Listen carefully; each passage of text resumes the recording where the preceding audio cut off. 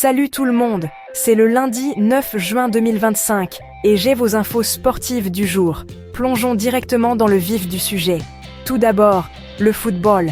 L'équipe de France U20 a remporté une victoire 2-1 contre le Panama au tournoi Maurice Revello, s'assurant ainsi une place en demi-finale. De grandes ambitions pour ces jeunes talents.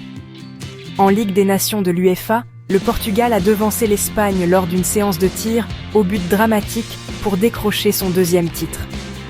Quelle soirée pour les fans portugais, on parle de nerfs d'acier. Et si vous aimez le football avec une touche d'originalité, la Kings World Cup 2025 bat son plein en France. Ce spectacle à 7 contre 7 mêle sport et divertissement, avec les finales prévues le 15 juin à Paris, la Défense Arena. Marquez vos calendriers, changeons de sujet. Une grande nouvelle nous vient du Brésil. Vasco da Gama s'est séparé de l'international français, Dimitri Payet, seulement 2 ans après son arrivée au club. C'est toujours un moment difficile pour le joueur comme pour les fans. Sur les cours de tennis de Roland-Garros, l'histoire a été écrite. La finale masculine entre Carlos Alcaraz et Yannick Sinner est devenue la plus longue de l'histoire du tournoi.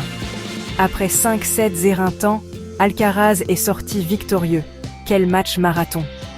Amateur de cyclisme, le critérium du Dauphiné continue, avec des coureurs français qui affichent une bonne forme alors qu'ils se préparent pour le Tour de France. Gardez l'œil ouvert pour plus d'action. Et enfin, la saison de triathlon a débuté à Albi avec la première étape du Grand Prix 2025. La compétition est féroce alors que les clubs français donnent le ton pour l'été. C'est votre récapitulatif du lundi. Restez connectés pour plus d'informations et n'oubliez pas de célébrer les grandes victoires.